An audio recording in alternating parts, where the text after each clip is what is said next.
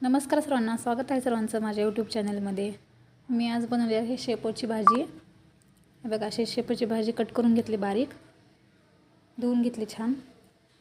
कढईमध्ये जिरे मोहरी तेल टाकून जिरे मोहरी टाकलेत, लसूण टाकलं ठेचून, लसूण थोडासा लाल झाल्यानंतर त्यामध्ये हिरवी मिरची टाकली आहे 2 कापून।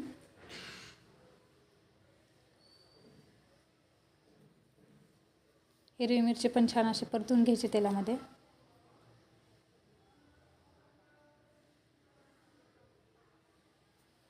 छान अशी परतून घेतली आहे। हळद टाकली आहे थोडी चवीनुसार, आणि जी मी शेपूची भाजी कापून घेतली होती ती छान धुवून टाकली। त्यामध्ये मुगाची डाळ भिजत ठेवली होती 1 तास, ती पण टाकून घेतली। त्यात छान अशी परतून घ्यायची भाजी।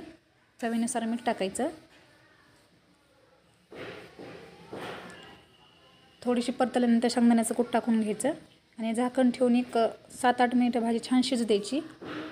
व्हिडिओ कसा वाटला नक्की कमेंट करून सांगा। लाईक करा, शेअर करा, सबस्क्राईब करा। धन्यवाद।